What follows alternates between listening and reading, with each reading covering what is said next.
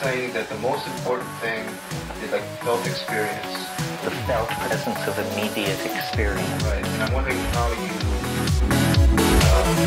to me it seems a contradiction to do that in cyberspace, not experience. Well, no, it's immediate experience. What I mean is experience as product. In other words, if you're interacting on an AOL conference, that's your primary experience. But if you're watching TV, then you're consuming packaged experience. So what it means, the felt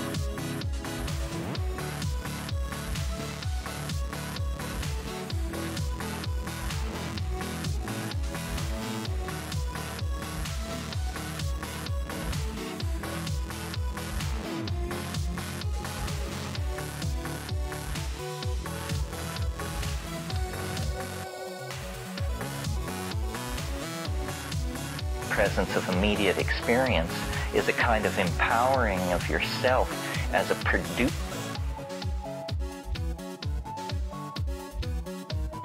rather than a consumer of experience. I don't know if I said it the other night, but one of the don'ts of zippyhood is don't watch. In other words, don't allow yourself to be cast in the role of spectator, of voyeuristic spectator. This is a phenomenon of, well, certainly the post-Renaissance, the disembodied point of view that sees all and is somehow invasive, the third-person narrator, and through film and photography, this voyeurism has been empowered, and it's actually a kind of technological fetish, or a fetish which technology has permitted. So I think watching, generally speaking, is a bad thing. You want to participate and act. So that's the thing about the felt presence of immediate experience. You know, Morris Berman wrote a great book called Coming to Our Senses. If you're interested in these kinds of issues and very wonderful cultural analysis, Coming to Our Senses is a great book, and it shows how, for complex reasons, Western civilization has armored itself against feeling, against body consciousness, against sexuality, against the excesses of birth and death, and that the cost of this has been, it's great. So the thing I like about the zippy culture and the house trance dance techno culture is that it's about feeling. The combination of young people, drugs, a fairly sexually charged social environment, and syncopated music is just all designed to draw you into you and your friends and your scene and your hood and your place in the cosmos, and not sell you out as a consumer to Hollywood or Manhattan manufactured forms of entertainment. Part of, I guess, what comes out in these long, rambling talks about the world is that in the absence of a Marxist critique of capitalism, it doesn't mean that capitalism is without flaw, God forbid. It just means it now has no critics, and you have to think about it from your own perspective, and what is it doing for you, and does it serve, does it not serve? You know, one of the hardest things with launching the zippy meme that I talked about the other day is to keep it out of the hands of the people for whom everything is fashion. You know, this word fashion, it means two things: fast money and no political impact. You know, so, and it's how everybody is disempowered by being turned into a fashion icon. You know, somebody flagellates themselves, pierces themselves, scarifies themselves, and the next thing they know, they're on the cover of Interview magazine. That wasn't the plan. The culture is so capable of assimilating and disarming its critics through hype and fashion. I mean, I was horrified to see that ad. Allen Ginsberg wore khakis. Did you see that? I mean, this is the guy who wrote fiery attacks on Mammon and said he'd seen the best minds of his generation destroyed by madness, dragging themselves hysterical naked through the Negro streets looking for an angry fix. From that to a khaki ad? So is Madison Avenue desperate? No, apparently American poetry is more desperate than Madison. Well, anyway, that's enough free-form haranguing on that subject. Anybody else about last week's stuff? Yeah, Fazing. How is it you say that it's not good to watch, but, I mean, where does that leave, like, reading a book or looking at a great painting or something like that? I mean, when you're reading a book, aren't you just as engaged as you are when you're watching TV and you sit there and you're not doing it? Well, if you were a purist, you could make that argument. I think what you have to say about books is they've been writing them for about 2,000 years fairly seriously. So if you choose carefully, you're likely to get a better book than if you choose your channel carefully. It's just a higher, books are in the nature of their being more structurally focused. What about just like a fixed image, like a painting? I mean, or sitting outside and staring at a tree for 3 hours. I mean, isn't there some experience that is simply like you? Well, staring at a tree, that is the felt presence of immediate experience. I mean, that's like a working definition of meditation or something. That's real. That's you in a place, in a time, relating. Here's the cyberspace story for the day. This is today's New York Times. Freedom of expression has always been the rule in the fast-growing global web of public and private computer networks known as cyberspace. Notice that it's known as cyberspace. The newspaper of record is going with the lexicographical flow, and so it's real now. It has the reality you can only achieve by appearing on the front page of the New York Times. But even as thousands of Americans each week join the several million who use computer networks to share ideas and chat with others, the companies that control the networks and sometimes individual users are beginning to play the role of censor. And it describes a guy in Norway who, when he received an ad from a Phoenix divorce attorney on the internet, he designed something called a killbot, which was a program which automatically canceled these people's advertising worldwide. And then there's a long navel-gazing discussion about what does this mean, and, are there laws, and so forth and so on. And what do the laws mean? Well, which brings me to what I sort of wanted to talk about today. I hope these things get more interactive, or that they seem interesting enough for you to participate.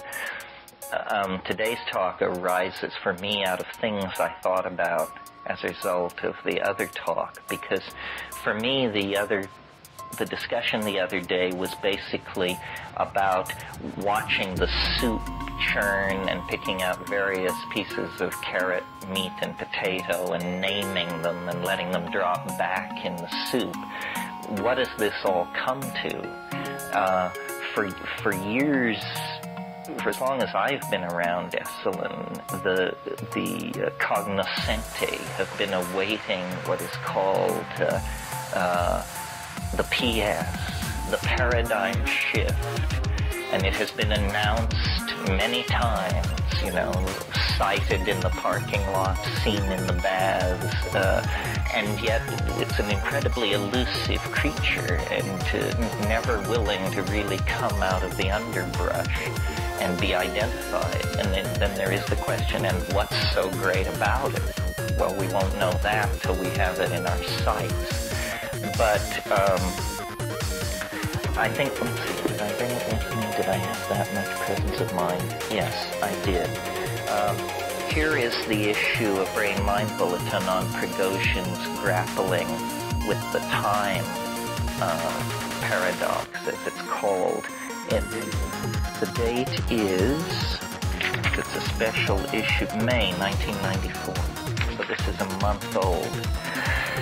And the conclusion that's coming out of his work is that nature is not governed by eternal laws, which is a very big piece of news in science, because it has been the assumption really since the Greeks that there is a higher world of mathematical perfection, and that somehow the world of physical appearance and substance is a shadow in Plato's formulation, or a reflection of this higher, perfect, eternal world, which is mathematical in its foundation and best conceived somewhat like the mind of God.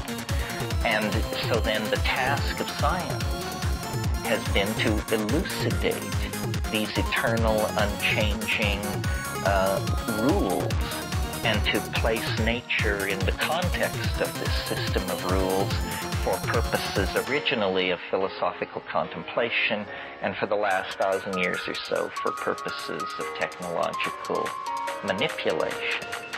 Well, a number of us over the past 15 years have been very restless with this idea.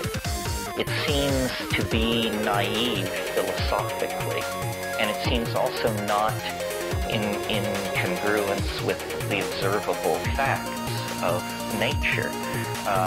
Prigozhin made his reputation by attacking the second law of thermodynamics, which was thought to be the most inviolate law in nature, the law that systems run down, and that order and energy is dissipated ultimately as heat, and that disorder is the destiny of all organized systems. Prigozhin showed that this is not true. In classical chemical systems, he established what is called the principle of order through fluctuation, which is a situation where, for reasons not immediately apprehendable in classical chemical dynamics, a system will spontaneously mutate to a higher state of order. And we're not talking biological or social systems, we're talking just simple organic systems, chemical systems, life is a very, very dramatic example of what Prigozhin was talking about. We have genes in us that occur in flatworms, absolutely undifferentiated from their expression in the human body. Well, those genes are arguably 3.5 billion years old. Since the life of an ordinary star, not our star, which is a slow-burning and special kind of star, but ordinary stars have an order of existence of 600 million years. 1/6 the known rate of the persistence of life on this one piece of real estate. So life is a phenomenon that violates the second law of thermodynamics on a planet-wide scale with ease for 3.6 billion years. Fascinating. And social systems similarly perturb themselves into higher states of order. A gene, the ordinary mechanisms of Darwinian evolution have to do with taking chaotic events, such as mutation, in other words, events which represent a degradation from an ideal state of order, and somehow using these stumbles, we could say, to become great leaps forward. A curious ability to, take lemons and make lemonade.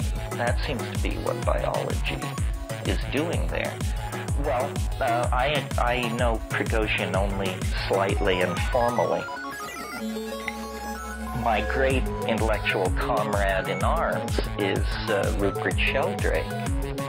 And Rupert, this is his bailiwick as well, because what he is saying in a slightly different voice is that nature is a process which, in a sense, predicts itself.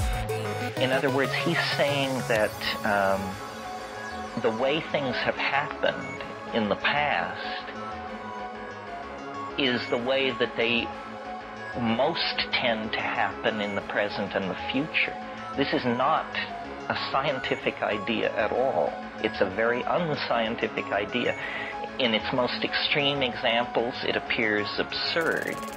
And he, being a clear thinker, is willing to push the theory into the domain of the absurd examples. What do I mean by absurd examples? I mean that if you believe this concept, then teaching rats in Australia to run a certain kind of maze should make it easier for rats in England to run that same maze. Rats in England should run it faster once it's run by rats in Australia. In other words, what he's saying is the mere act of something happening. It sort of digs a ditch through the epistemic murk of causality. This is what the biologist C.H. Waddington called a creode. A creode is a developmental pathway. And once you have one, a process will tend to run in that pathway rather than on one side of it or on the other. And so what Rupert's theory carries as an implication is what Prigozhin now proclaims, which is that what we thought were eternal natural laws are simply something more like habits of nature. And that nature begins in a highly undetermined state, where the set of possible creodes, that word which means developmental pathway, the set of possible creodes radiating out from the origin point approaches some enormous high number. But things must undergo the formality of actually occurring. Whitehead's phrase. Things must undergo the formality of actually occurring. So out of these many possible developmental creodes, a path will be chosen. This is called now in physics a symmetry break. And in theory, these symmetry breaks are not determined. They could occur anywhere. Now, what I mean by that is a common one is, and don't hold me to the numbers, but I believe the electron is 1,860 times heavier than the proton. No theory can account for this. There is nothing apparently magical about this being 1,800 and so forth times heavier than the proton. So it's called a symmetry break. In the original mix of possibilities, the universe just developed. Symmetry, as in tiger, tiger, burning bright in the forest of the night. What immortal hand or eye can frame thy fearful symmetry? That kind of symmetry, or symmetry, as we from the cattle towns of western Colorado say. How does Darwin treat this?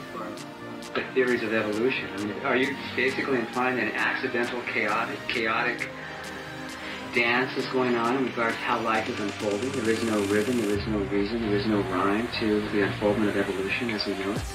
Well, certainly that was Darwin's idea. It's not necessarily mine. See, since the 19th century to the 20th century, the word chaos has actually changed. In the 19th century, chaos meant disorder. And the gene, in a sense, you could almost say that Darwin was the first chaos theorist, because they discovered, the people, Darwin and his school, that you could take two processes which are both random, and that by running these two random processes together, you could attain striking examples of order and symmetry and beauty.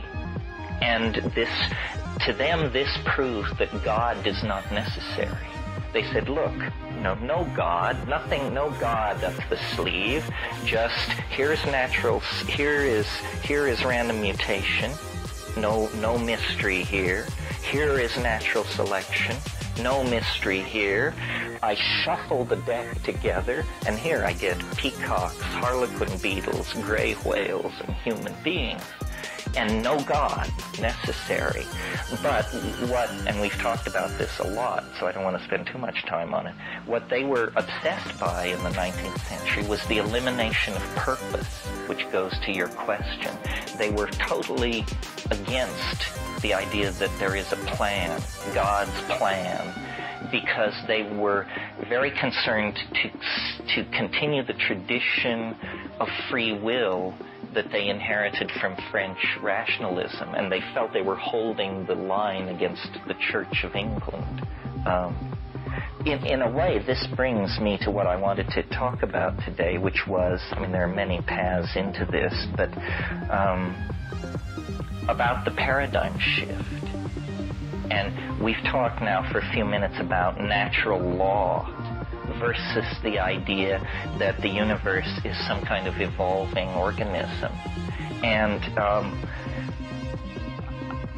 I want to talk about two opposed sets of terms.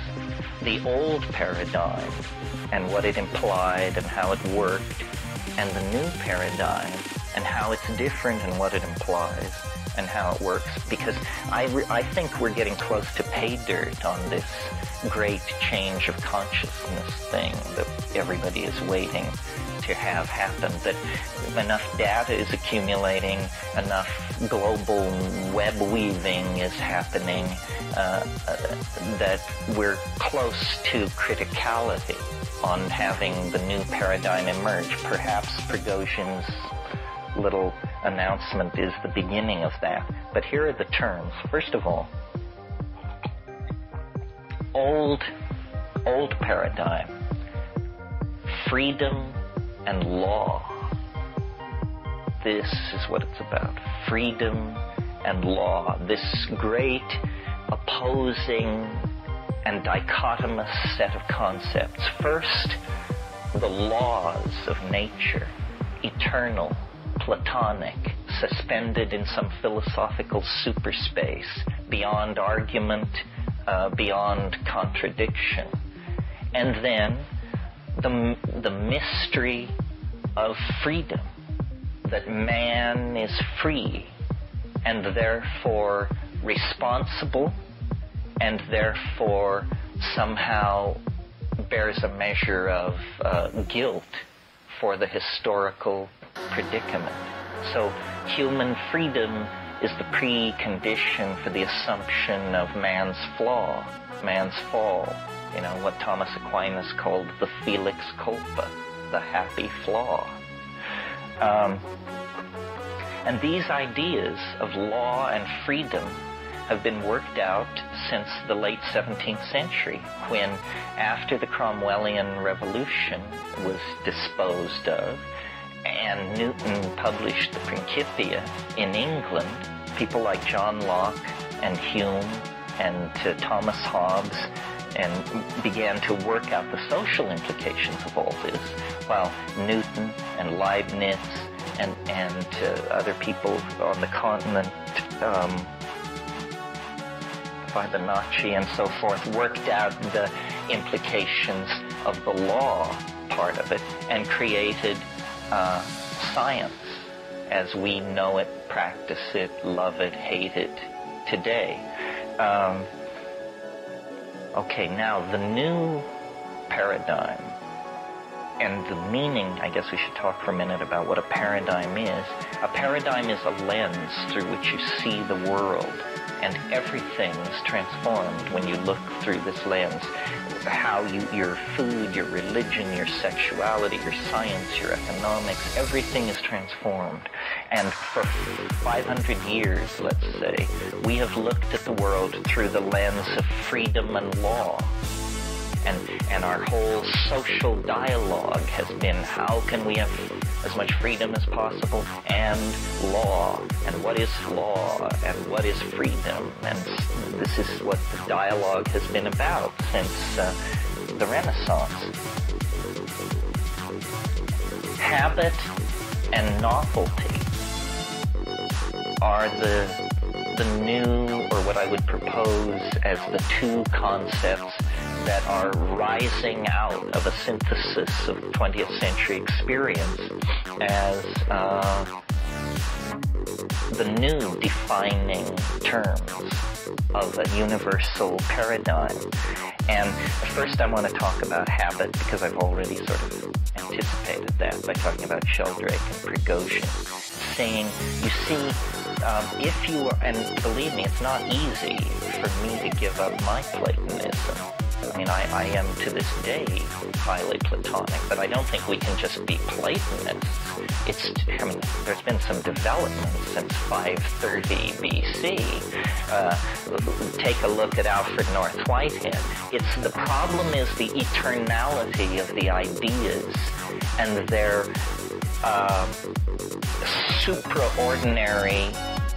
the supraordinary ontos of their existence, as a philosopher would say. In other words, that they are nowhere to be found in what we call the world. They are like with God, or with the square root of -1, or something like that.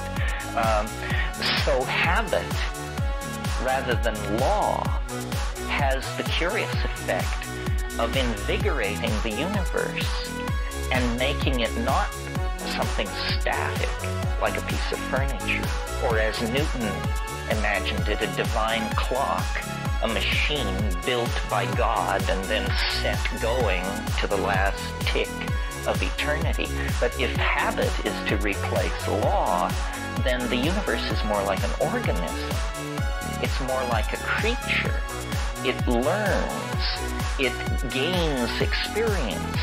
As it matures, it changes its strategy. As it expands its experience, it gains new domains of emergent subtlety. And this is, in fact, what we see. I mean, we see that the universe began as a plasma of free electrons, and then there was a period of astrophysical condensation, stars and planets, and then a period of nuclear chemistry ruled the universe as stars aggregated. Is that how long? Well, the point I'm making, see, is that it progressed from one phenomenon to another. It didn't remain static. Apparently, each episode of becoming, rather than stabilizing itself like a machine would, it actually becomes the foundation for some completely new phenomena. And that's what you call habit? Well, as opposed to law. See, I think law allows freedom, because freedom means you go outside of law, but law doesn't allow novelty. Exactly. That's a slightly different concept. So if you take seriously this idea that the concept of law can be replaced by the idea of habit, then suddenly you're not in a Newtonian machine, a soulless cuckoo clock of natural laws. What you're inside is an organism. And since you are an organism, there is suddenly an enormous dimension for empathy.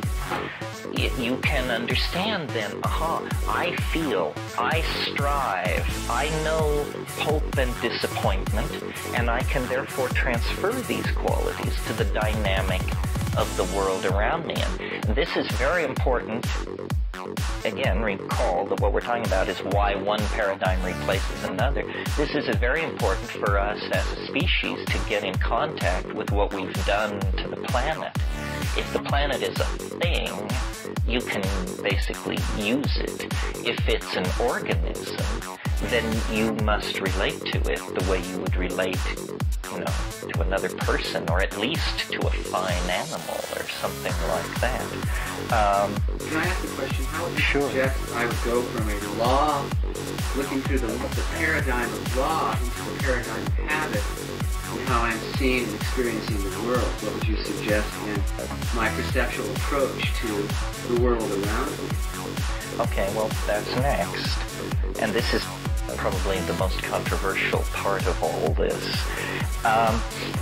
It was very important when this when this freedom and law dichotomy was set up. Every paradigm has a hidden or secret agenda. And what lies behind this freedom and law thing is Christian ethics. It's very important in Christian ethics, other than some fairly minor and screwball variants, to maintain the idea of human freedom. Because man cannot fall and be redeemed without the dimension of human freedom. And the dimension of human freedom is a precondition for guilt. Only the free can be guilty, because only the free are responsible for what they do.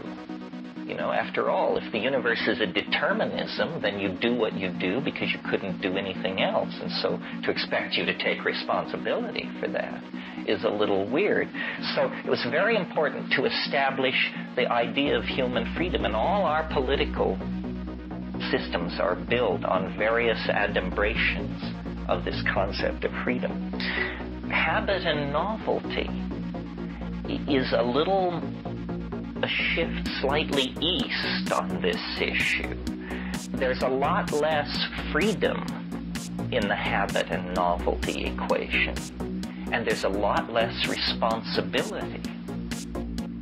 And responsibility, Hui Po Yang, the 9th century Chinese alchemist, said worry is preposterous. Worry is preposterous. And then the exegesis explains that in order to worry, you have to know what's going on. If you don't know what's going on, worry is an absurd. It's like someone who knows nothing about automobiles worrying that their car may break down. It's immaterial. So, freedom is a very touchy subject, and I offer this in an exploratory manner. There are very respectable orthodox positions which would tell you that the creation of the ideal of human freedom and the way in which it has been enshrined and defended in Western political institutions is the crowning achievement of the civilization. The problem is, it has a curious relationship to two other important power concentrations: the community and the ego. Where does freedom lie in that spectrum? When we say, if you are a Jeffersonian Democrat, a materialist, a paid-up member of the Democratic Party, and you say you are free, do you mean you are free to do whatever you want to do? Or do you mean you are free to participate in the general will of the community? This is not a closed issue. Over the centuries, the answer to that question has shifted. The 19th century, in America, based on the exposure to frontier hardship and that sort of thing, was much more about the freedom of the community to do what it wanted to do. In the 20th century, consumerism and the disappearing of frontiers and the rise of populations and the packing of populations very tightly freedom has tended to mean the right to gratify the whims of the ego. And this has led to a whole bunch of anti-communal attitudes and phenomena. Class struggle, consumerism, manufacture of useless and soon-to-be obsolete objects, people trapped in a rat race of media-propagated needs and low salary and, the rat race. So, the thing from the very beginning that has always puzzled me when people talk about the future was there's a general agreement that it's going to be more collective. That, we talk in terms of the internet, we talk in terms of boundary dissolution, community, and yet the great metaphor for collectivism is now in ruins. Marxism, it's finished. And so there is no countervailing force to this freedom and law image at the moment. But I think that when community coalesces around the felt need to express community values, then the paradigm shift will be very close to happening. Now, when will that happen? Things will have to get a lot worse. Because you see, the paradox is that the people who can change the world, people like you and me, the upper 5% of the literate elites of the industrial democracies, we're the furthest away from the bad news. We're getting 3 squares and having a fine time. So somehow there has to be a sense of danger or impending chaos. And then we will, I hope, organize ourselves to get out of it. So you're saying the organism is reaching a point of transformation that will be very painful for many and not so painful for few, or painful for all? Well, I guess that leads to the subject of change. Change is in and of itself neither painful nor pleasurable. But, the Bob Dylan song that says, when you got nothing to lose. Well, a lot of people have nothing, and a few people have something. And I think it wouldn't hurt for everybody to lighten their ballast a little bit to float higher. So these ideas have a lot of implications. A paradigm touches everything, and it begins very deeply. But I think that my, fractal mathematics, chaos theory, complexity theory, my own stuff with the time wave, all of this is going to, in a sense, erase much of the mystery about the future. That the future is in a freedom and law system necessarily unknowable. Because if you knew the future, then this idea of freedom would fall under a shadow. But if you replace freedom with the idea of novelty, and see then that no matter how unique a situation is, it was somehow preceded, announced, anticipated by earlier situations, then the anxiety that is built in to the freedom and law formulation disappears. Because you see, with the acceptance of this idea of freedom comes the acceptance of an unknown future, when in fact a great deal of the future can be triangulated and known even with old-style mathematical and cognitive techniques. And when you toss in the new stuff,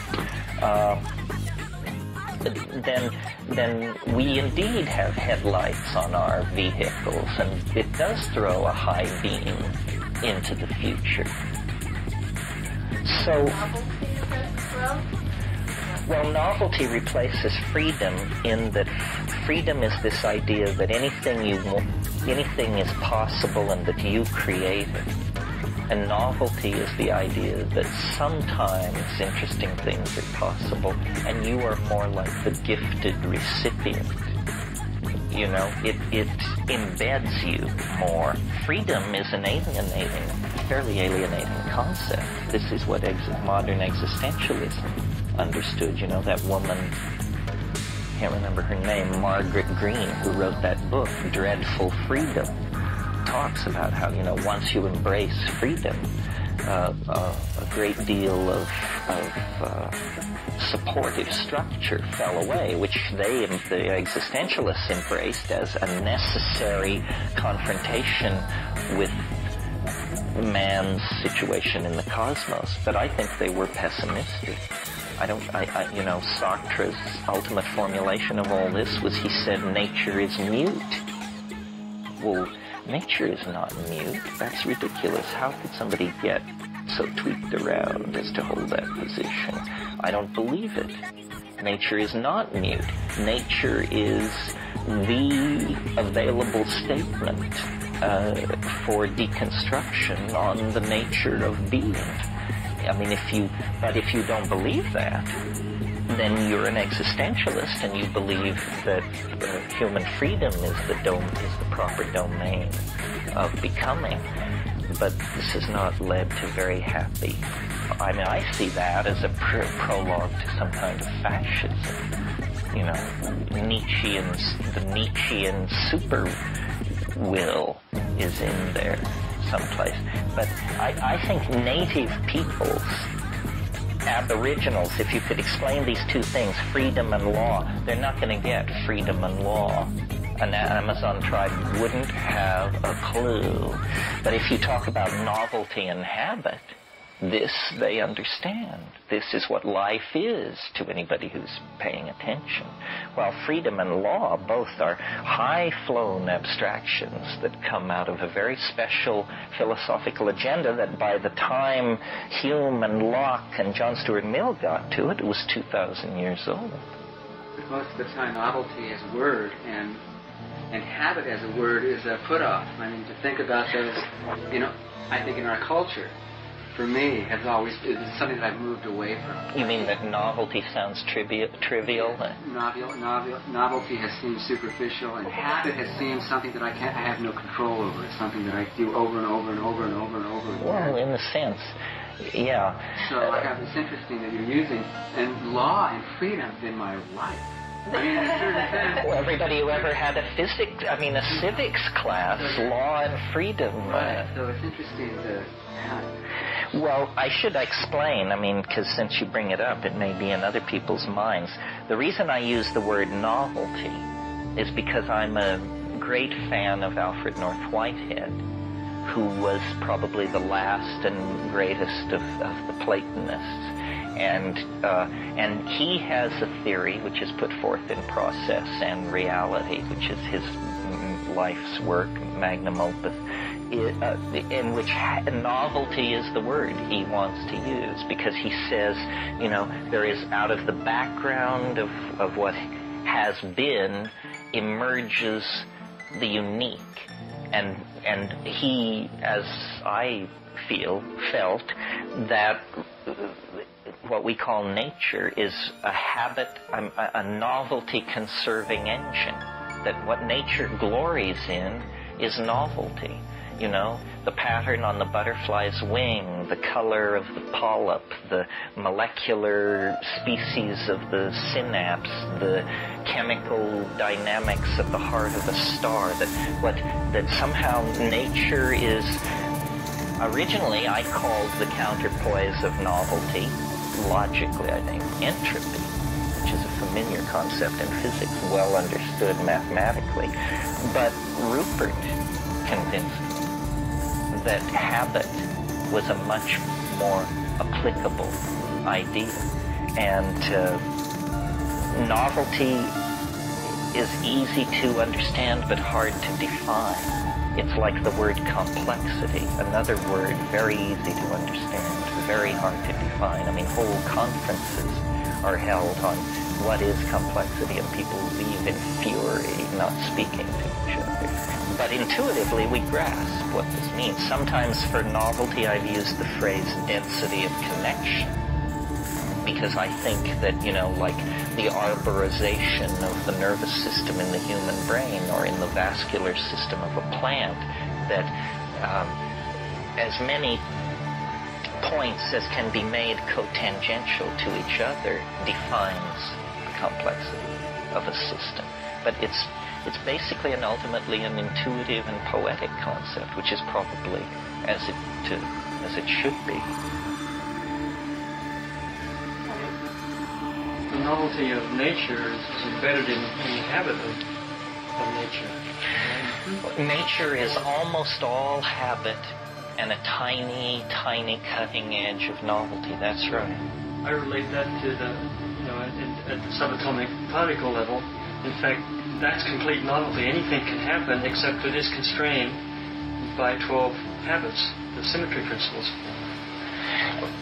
Yes, although I don't know if we want to get off into this, but since you're here, Paul, it's a good time. Are you following all this stuff about how uncertainty is really taking a beating, and people are saying that it isn't this mysterious property of nature, it's a mysterious property of Swedish quantum physicists, and that David Bohm's formulation of the quanta is a much more elegant formulation and eliminates the uncertainty domain at the cost of introducing non-locality, which because of Bell's theorem, they're practically ready to admit.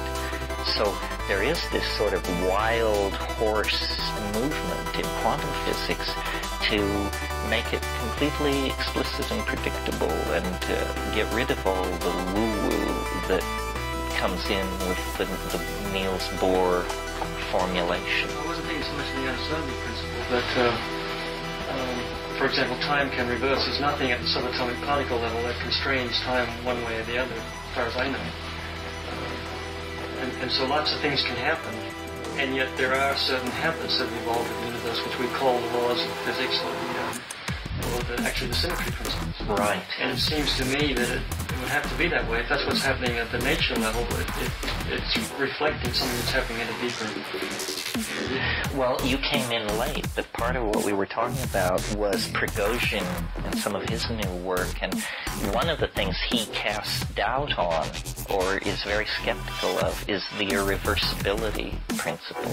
He says that, well, first of all, he says time is a process, it's not a concept, and that there is an arrow, which is good news for my position, because I've always felt that there was an arrow. Is there order in disorder? And I'm hearing you say order. I'm hearing you say disorder. Is there an order to the chaos enough to create it as predictable? Chaos is the mother of order. So it is a system, then. It is, in a sense, its own law. Well, yeah, one of the things that I have down here to cover, but we haven't sort of steered near it, but that does it, is if we go... I mean, for a scientist, here's the real difference between what freedom and law means and what novelty and habit means. The way science has been done since Newton is through probability theory. You get this with Cantor and these people. Probability theory is a very, very necessary tool for science, but it may be a bogus assumption about nature. Let's think about probability theory for a moment. Here's how it works. You want to know how much electricity is flowing through a wire. You carry out 1,000 measurements. You add them together. You divide by 1,000. You now say, this is how much electricity is flowing through the line. Well, but it's entirely possible that if you look back through the 1,000 measurements you made, not one will be the same as this average value, which you're now holding up and saying is how much electricity is flowing through the line. Not one of your measurements confirms your final conclusion. But people say, well, but, induction and accumulation of sample and averaging. Averaging is what's going on here at the center. And the key to using averaging with intellectual effectiveness is you're making an assumption that's very deep. And the assumption you're making is that time is invariant. Well, that is simply an assumption. It is the centrally untested assumption of science over the past 500 years. Now, let's take something really important. I'm agreement that I'm making with you to say that this is the amount of electricity that's flowing through at this particular point in time. Well, but the whole notion of science is not that we attain states of intellectual consensus, but that we have a true reflection of the phenomenon. So then here's a case where this becomes more important: the speed of light. The speed of light in the general and special theory of relativity is specified to be a constant. So, since 1908, the speed of light has been measured on this one planet with various devices. Not once has any device ever gotten a value exactly congruent with any other device. Never. Well, so then they rush forward, very flustered that you would even mention this embarrassment. And they say, well, you don't understand. It's the limit of the instrumentality. Well, but wait a minute. This is just a phrase some weasel lawyer scientist put together to explain why they weren't getting the right value. Because they're saying, okay, we're measuring the speed of light. Now, we're within 30 meters per second of where it was yesterday. Or this measurement is only off by 20 meters per second, 1 part in billions. But the point is, you're not getting the same measurement that you got yesterday. And so why are you saying that the speed of light is constant? Well, because the entire theory of relativity falls to pieces if you ever yield on that principle. And so then a person who was trying to do what in science is called save the phenomenon would say, well, let's plot the speed of light and see how much it's varying. Well, now, if it is in fact what is called the limit of the instrumentality that is causing this problem, then do we all agree that the values should cluster around a mean? In other words, this guy is 30 meters too fast. This guy in Australia, he gets 30 meters too slow. This person is 70 meters too fast. Right? The values would cluster. Right. But what do we actually see when we examine these variations in the speed of light? We see that from 1908 until 1975, and I'll explain why, 1975, from 1908 to 1975, the speed of light has apparently slightly increased. The values are not staying constant. They're drifting slightly upward. Well, we are on one tiny planet in one very narrow slice of time, and yet we, having measured the speed of light to be sliding slowly toward faster and faster, have created a physics based on the assumption that it's a universal constant and never changes. Weird. Completely in contravention to the stated methods of science. Well, then what happens in 1972? They hold a conference in Geneva, and everybody lays their cards out on the table, and they say, look, this is just a pain, this whole business about the speed of light.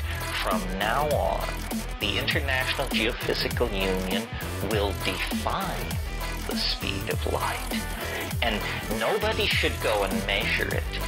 Don't do that. If you want to know the speed of light, flip open your handbook of physical constants, and we, the International Physical Union, have decreed that this is the speed of light. Weird. And, you know, we could go on with similar examples. Melting points. When a compound is created or isolated from nature that has never been created before, one of the first things you do with it is you, as a physical chemist, you determine its melting point. This then goes into a handbook that's published around the world of melting points.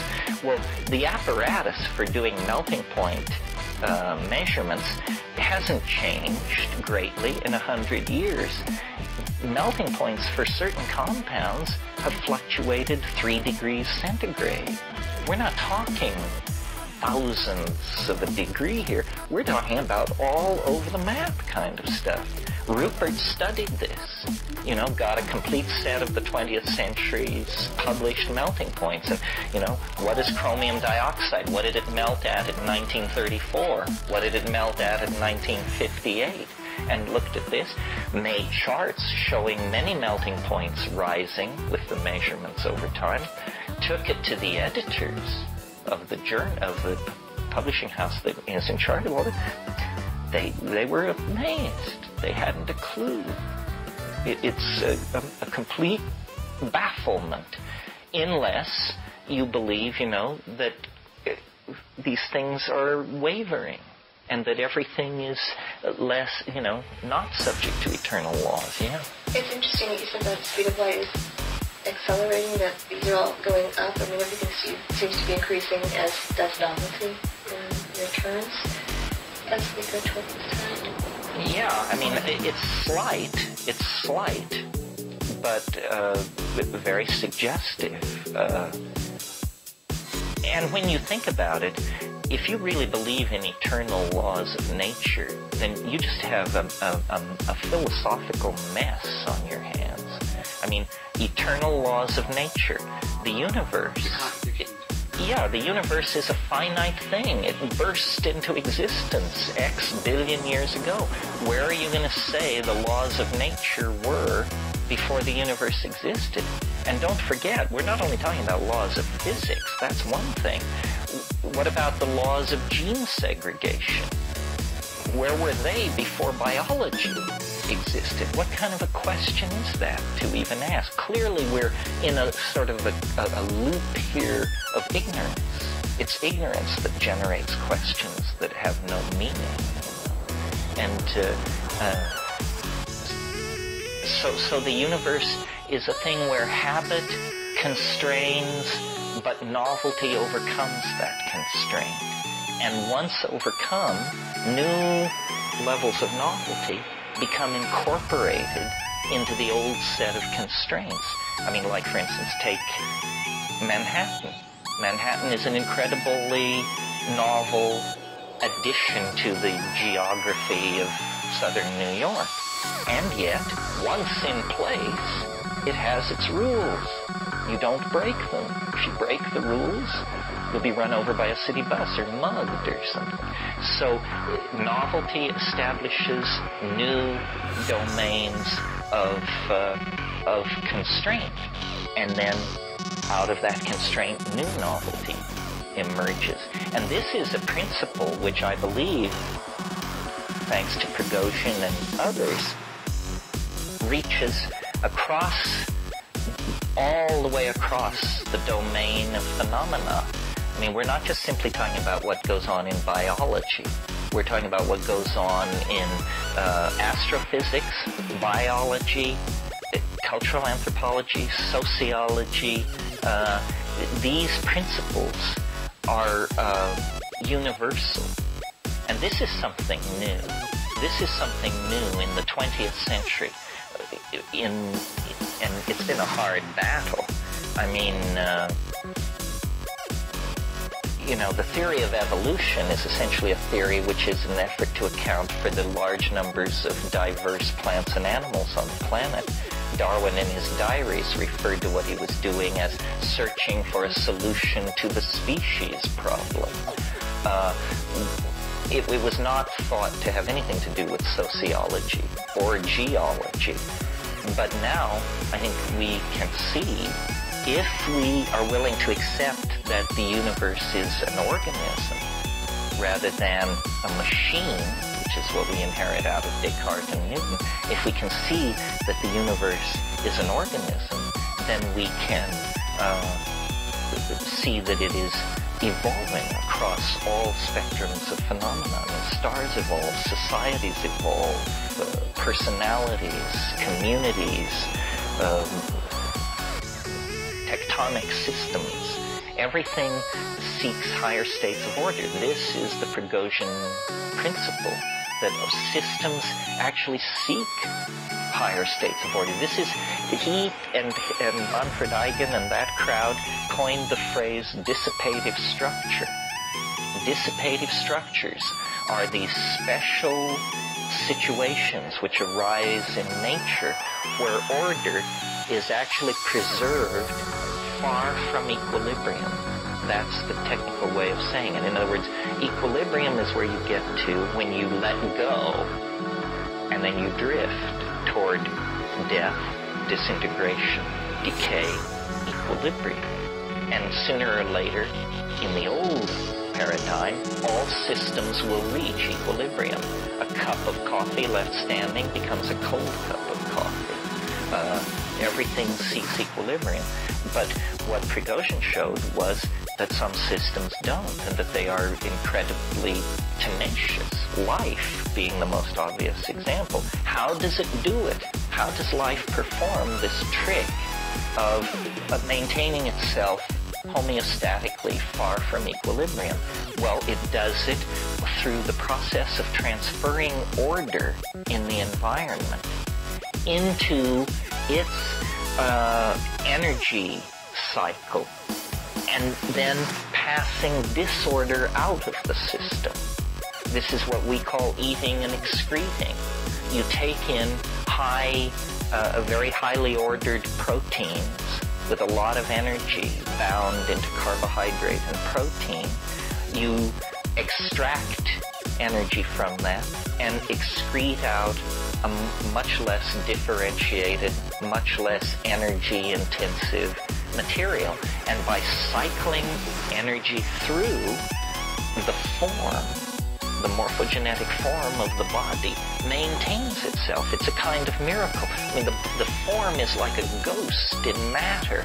The matter flows through it, and the form puts the matter through a series of contortions that allow the form to exist. And as long as the form, the organismic form, can obtain high-grade stuff, which it can get energy out of, it will maintain itself far from equilibrium. And through the miracle of genetics and heredity, this maintenance of a state far from equilibrium has been going on this planet for several billion years.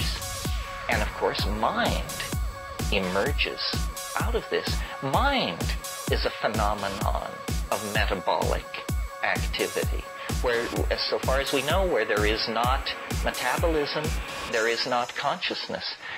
Even computers, they have to have a flow of electrons in their guts. When there's no electrons flowing, there's no computation taking place.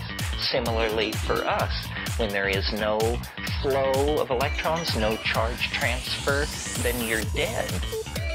And there's no coming back from that. But if you have had children, look what's happened. Half of your information has been kept alive in the non-equilibrium thermodynamic state of the dissipative structure, which is the species, you see.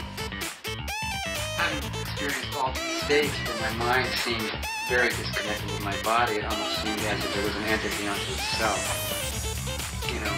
Well, some of our best people are working on this. I don't know how far they'll get. It's a great question, isn't it? Even separate from the brain. The neurology of the brain is not the mind. That's some argument.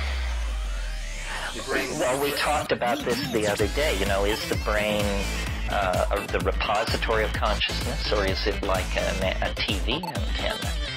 Seeking consciousness in the brain may be like seeking little men in the radio. And the problem of memory, where was it? we had that whole discussion about memory, and then in the New York Times, there was a whole article about molecular theories of memory and what a big bust it was and how they hadn't really gotten anywhere. Oh, I know what it was about. It was about the silent areas of the genome. Remember how we talked about how only 5% of the DNA transcripts protein and the other 95% is what's called trash DNA, except that it appears to be very necessary and no one knows why. And then how this was a possible storage site for memory. But I don't know. It may require technologies we can't even imagine to correctly model memory. They're now talking about what are called terabyte storage modules, which would be crystals basically read by the intersection of very, very fine laser beams. That when they could intersect at any of a very large number of points in this terabyte cube, and each of these possible points is a 0 or a 1, and so you have a very, very dense storage potential. But we have a way to go. There are 9 billion genes approximately in most higher mammals. And you can get that easily on the head of a pin. Easily on the head of a pin. So nature as model for nanotechnological storage of information, we still have a way to go with all of that. Well, we can talk about this or not talk about it. Anybody have anything they want to take off from on this? It's a big subject, it's nebulous. The paradigm changes everything, you see. And the paradigms now come out of science. How we view nature determines how we view ourselves, how we plan our societies, and how we relate to the past. You said about pre-nodes, where it seems like habit pre-nodes that kind of falling into this rut, just continuing to channel along through it. Process that we've been basically going through, and as new ideas are spawned, new things, little pieces of novelty erupt along the path, and finding ways to jump out of our tracks and join in with other tracks, and perhaps create new habit patterns for others to form on. And I'm fascinated by it. I'm fascinated by the feeling of it, the energy I got from what you were saying, and the sense that it's really just a matter of continually bringing out new ideas that's going to change us or transition us, rather what like Sheldrake talked about. Once you've gone the maze, once you run the maze, everybody else is going to run the maze that much better. So each idea that you spawn, each idea that somebody spawns, is actually helping to make it so that it's going to continue to happen. Yeah, well, we've talked here, not this year, but last year, about memes. You know what memes are? Memes are the smallest units of a concept. And they're like genes. The word is deliberately constructed to rhyme with gene. And so when I say every woman should consider having only one child, that's a meme. And that meme goes out into society where it competes with the family values meme, the gay lifestyle meme, the celibacy meme. They all compete like animals in an environment of information. And then some win and some lose. Like the meme of the 18-child family is not doing too well these days. Yet in 1800, the average American woman delivered 13 times in their life. The average American. So memes come and go, and they compete, sometimes fairly with each other, sometimes not. I mean, a bad meme can gain ascendancy if you artificially enhance it by spending money. You hire a publicist, and then they say a bad idea is a good idea, and then the bad idea gains a certain coherency.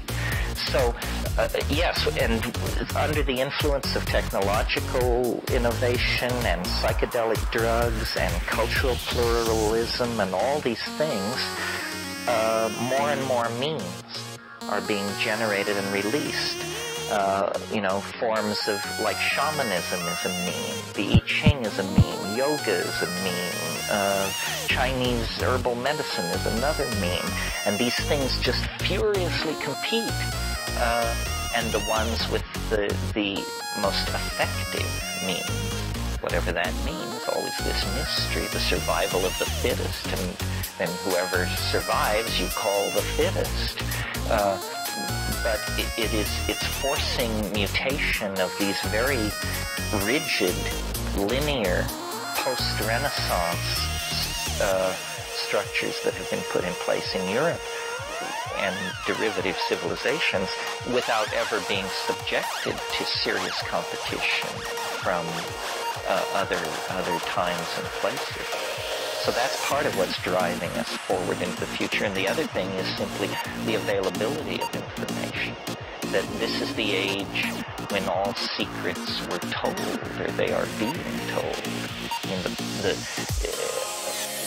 If you're a standard user of the internet, you actually know more about what's going on in the world than probably the director of the Central Intelligence Agency 15 years ago. 15 years ago, that guy, he had the secret reports, the agents in the field, what do they call them, the national projections on every country and so forth. Well, now you have all that, and you're, the democratization of information is a very interesting phenomenon. And it tends, I think, to replace freedom and law with novelty and habit. One of the great things about the internet is how difficult it is to regulate, how it's almost beyond anticipation. It's as big as the human imagination. We've created a technology, unlike electricity, which we can control, that perhaps we cannot potentially control. The internet. Well, I don't think we've ever controlled a technology. This is what McLuhan is all about. We did and sold it, or educated us to, be a part of that. Well, but every technology carries utterly unpredictable consequences. I mean, nobody dreamed, that the automobile would create a sexual revolution because it's a rolling bedroom. Nobody dreamed that the automobile would destroy the extended family, that people would move hundreds and hundreds of miles from, the automobile created the suburb. And, McLuhan on print, he says that the linear, uniform qualities of print created the very possibility of science, of the idea of ordered nature. Before the printed book, nobody demanded that nature be ordered. I mean, it was nice to be able to predict the movement of the stars, but the idea that the precision of stellar movement could be extended down to the oceans and the animal life, that's a post-Cartesian ideal for sure. McLuhan said that the citizen is a creation of print.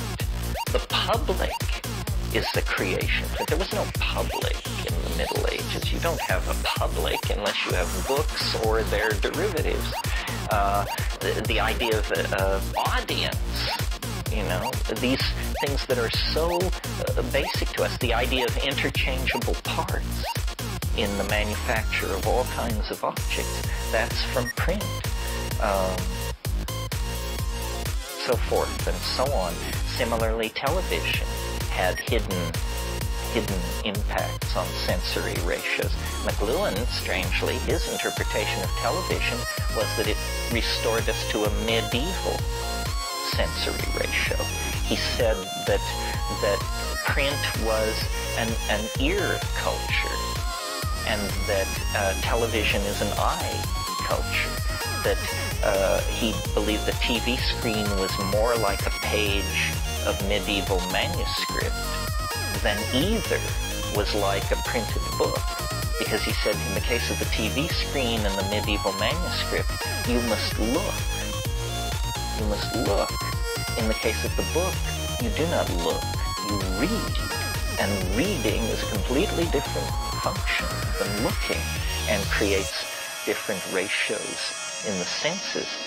You know, the emergence of the laws of perspective in the late in the 1460s must have burst over the consciousness of European humanity like a paradigm change.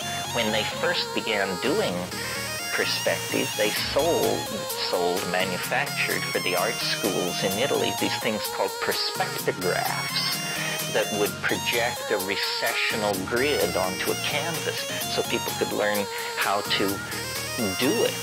Well, we do it absolutely unconsciously. I mean, for us, the laws of perspective are a fact of nature, and yet they were discovered by an advanced group of thinkers less than 500 years ago. That's odd.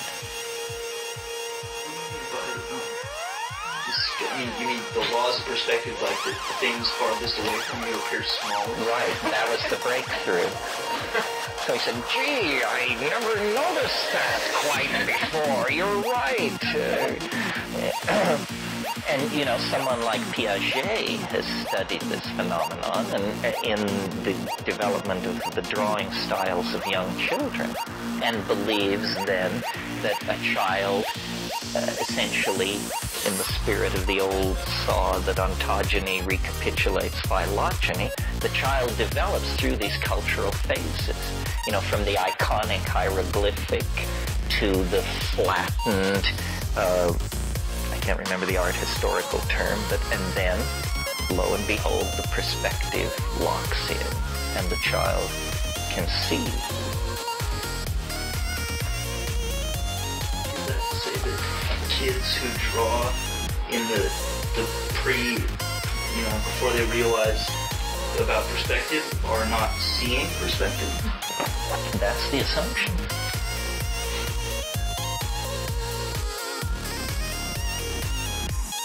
So let me see if I did my list.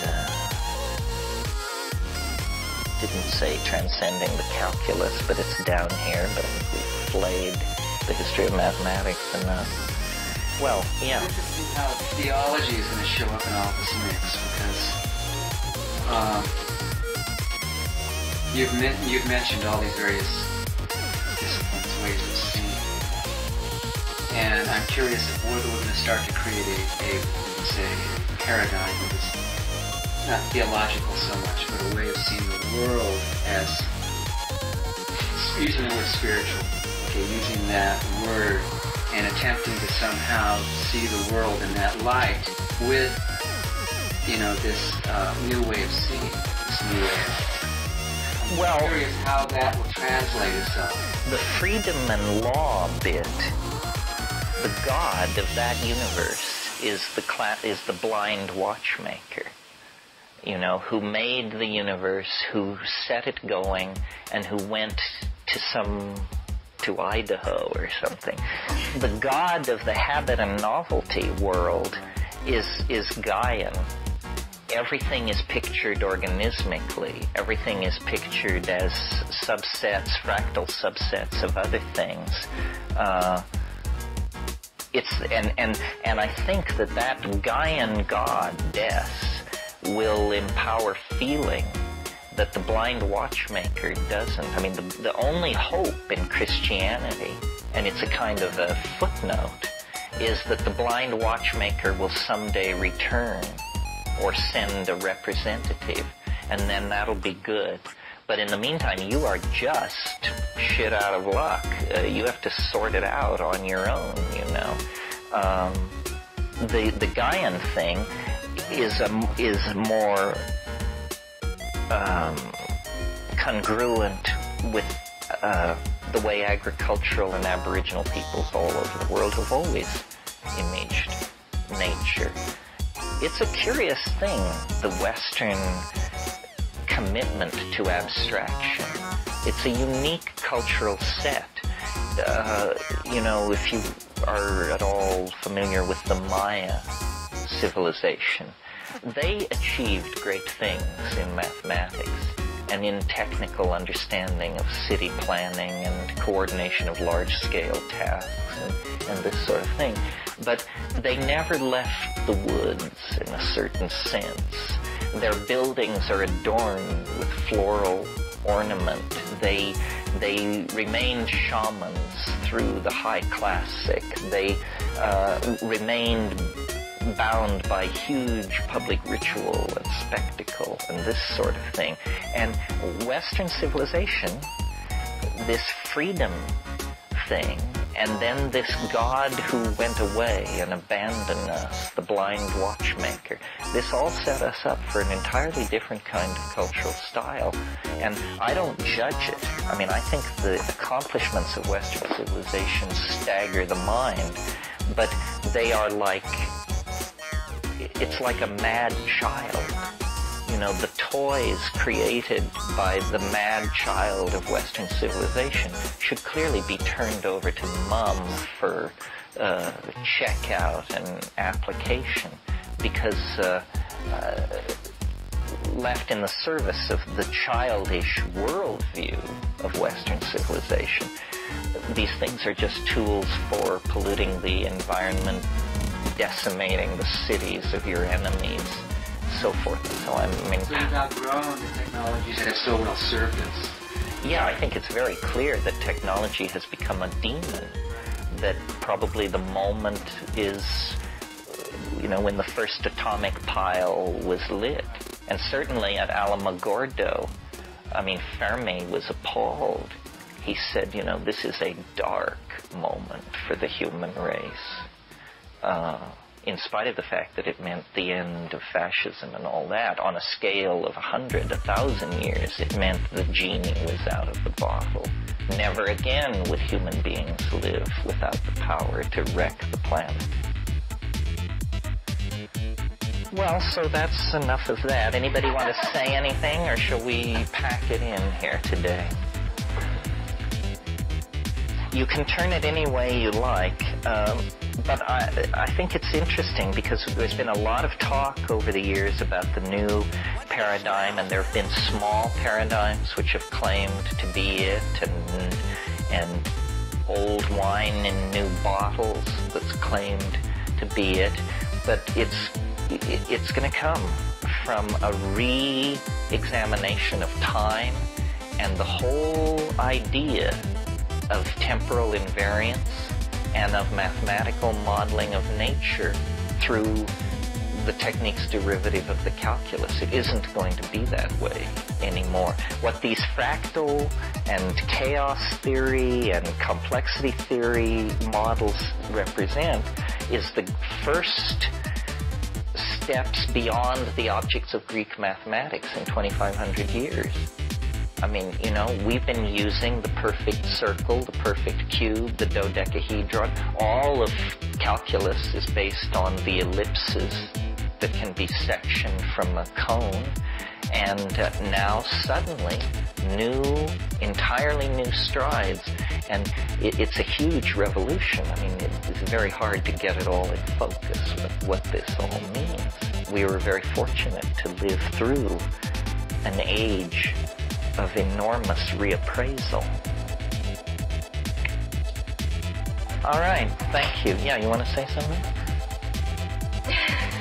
Actually, I was sitting where David was sitting the other day, and we talked a little bit afterwards. I don't know whether he's had a chance to talk with you. David Gelman? Yeah. No, we haven't talked. Well, he brought up something about the shaman, the artist, the magician, the sense of the other ways to accomplish some of the same goals, perhaps that science is going towards, and obviously the roots seem to be converging more, I think, than diverging.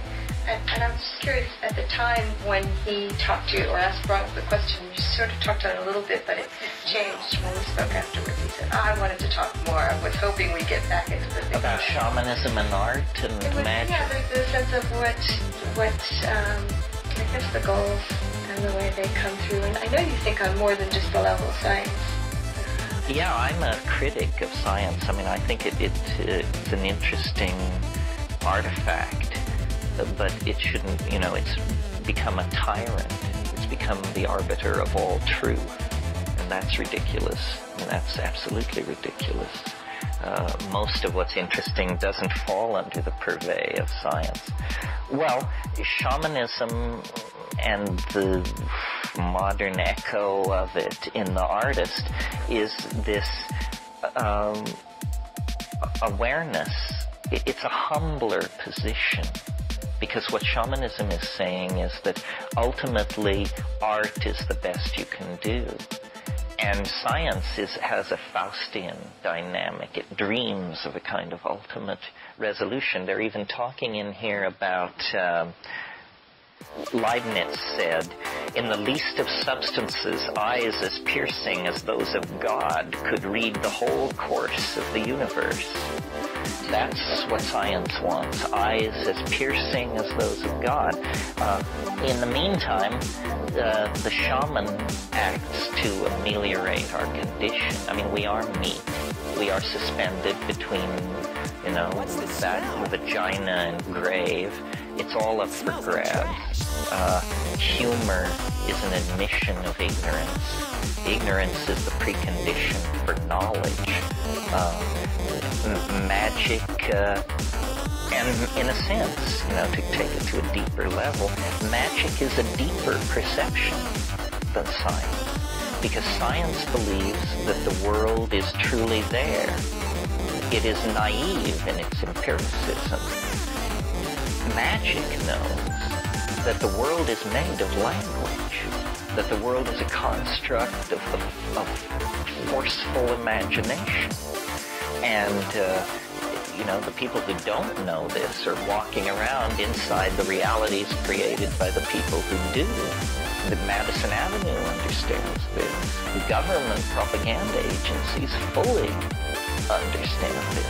And to the degree that you empower yourself, you will become more and more a dweller in linguistic constructs of your own making. This is what I meant. This is a good closure. This is what I meant by do not watch, do not consume. In other words, do not lease other people's linguistic structures and live in them.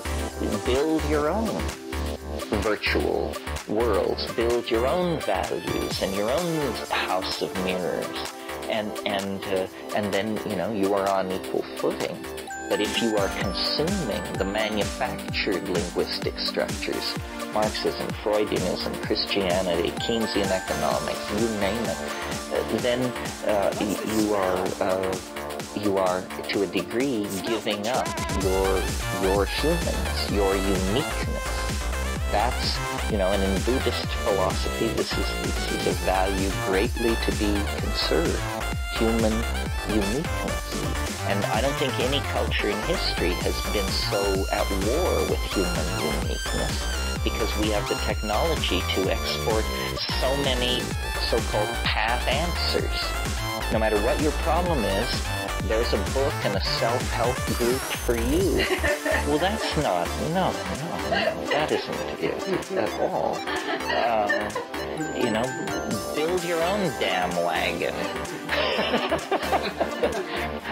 All right, enough of this.